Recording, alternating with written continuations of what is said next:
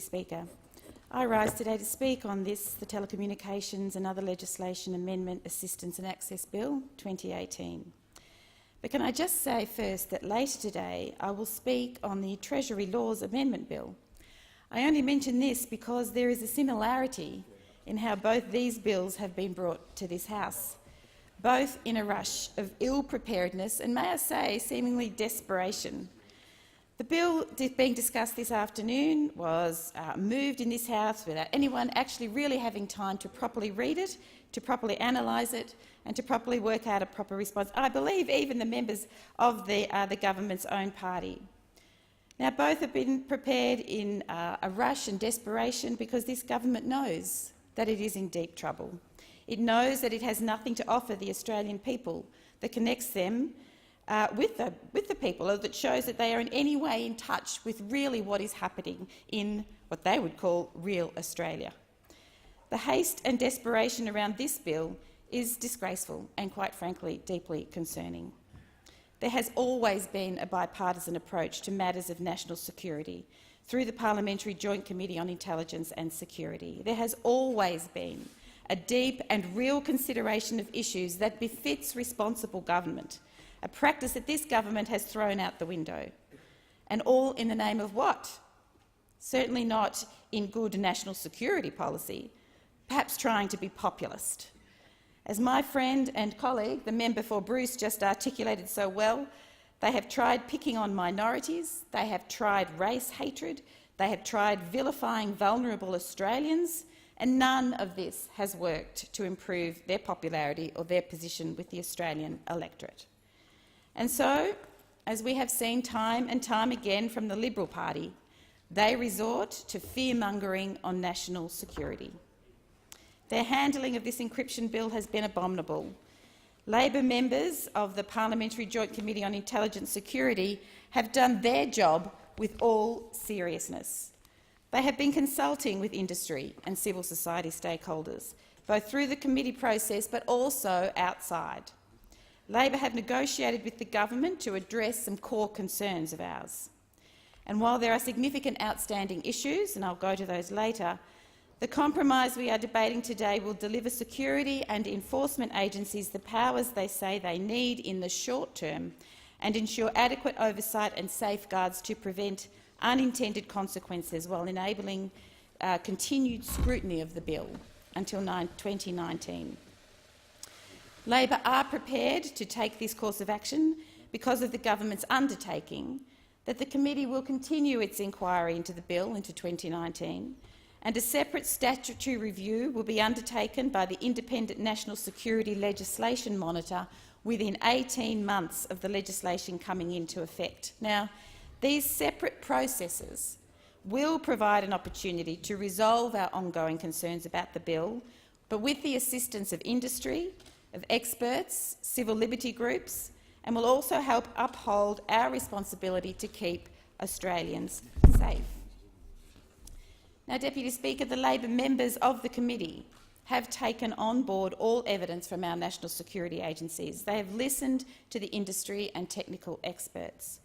This is serious, complicated business, and it's quite clear that the government's consultation and consideration was not deep enough or good enough to produce an original bill that was in any way acceptable.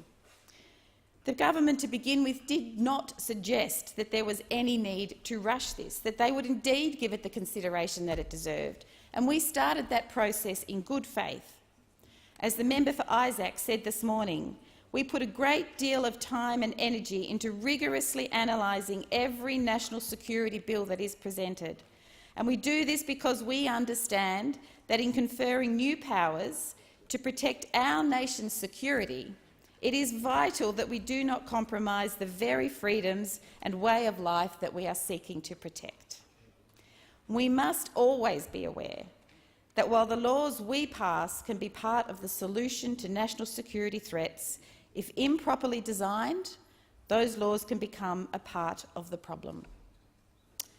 Now, when we tried to explain that this was important to us and that we on this side of the House wanted to make sure of the above, that we needed to slow down, the government said that if we didn't pass this bill immediately, as if there was a sudden urgency, as drafted, without evidence, we were helping and befriending terrorists and pedophiles. Now, this was an outrageous slur on the Labor Party simply because we wanted to follow due process. As other members of the House have mentioned this morning, this was insulting and there should be an apology and withdrawal. When what we were trying to do, Deputy Speaker, was protect the rights of Australian citizens. The member for Isaacs and others have outlined Labor's concerns with this bill. Yes, it is not perfect, but the original version presented by the government was a mess. It was hopelessly flawed and completely unsafe.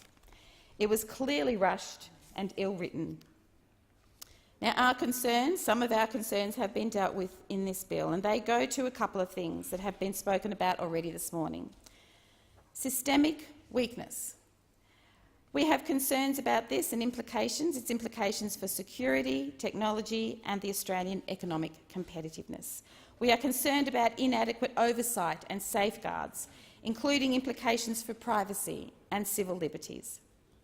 Now, Labor members of the committee have sought and obtained recommendations in the PJCIS report that, if translated into amendments, will address many of the core concerns raised by Labor and stakeholders, noting that the committee will undertake further inquiry immediately after the legislation is passed. Systemic weakness-related concerns will be addressed through amendments to clarify the meaning of the term. Now, this is incredibly important, and the industry has told us this. We need to clarify the meaning of the term systemic weakness and clarify that technical capability notices cannot be used to create a systemic weakness. And we need an ability for a provider to disclose details of a technical capability notice, except, of course, where it would compromise an investigation. There needs to be authorisation of a technical capability notice, requiring the approval of both the Attorney-General and the Minister for Communications, despite my previous colleagues' concerns about the capability of the current Minister. A designated communications provider that has concerns about a technical capability notice may request a binding assessment of whether it would indeed create a systemic weakness, that the requirements are reasonable and proportionate, and that compliance is practical and technically feasible, and that the notice is the least intrusive measure that will still achieve the objective.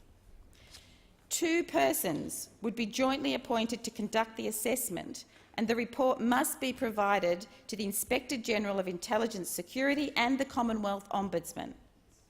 And now this essentially means that any request to a provider that might create a systemic weakness would be subject to a merit review-style process.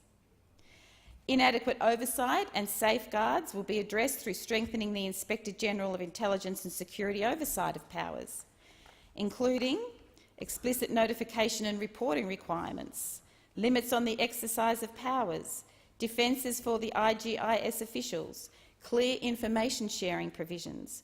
There will be clear authority for the Commonwealth Ombudsman to inspect and gather information on the exercise of these powers.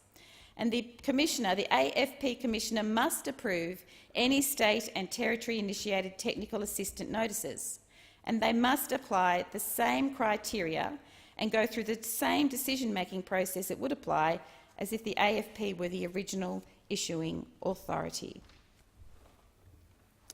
Now, these things were taken up by the Labor Party, and I congratulate the member for Isaacs and the other Labor members of the PJCIS for paring back and amending some of the worst aspects of this bill.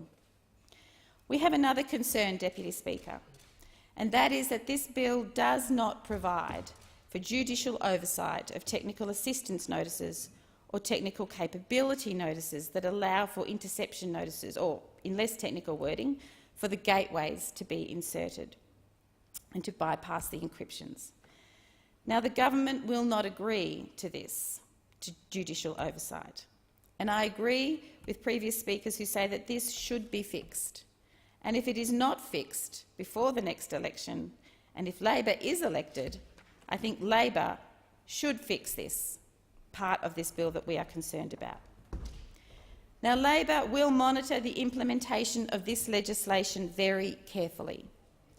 We welcome the necessary changes that Labor members of the committee have brought about, and we welcome the committee inquiry into this legislation will continue with full review.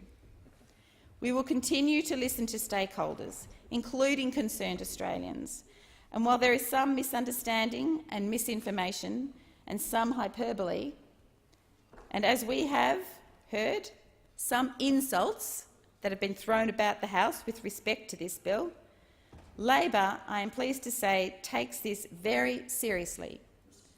We will continue to monitor this bill. We will continue to stay in touch with the stakeholders. We will continue and reassure Australian citizens that we will monitor this bill very carefully as we go into the future. Thank you, Deputy Speaker.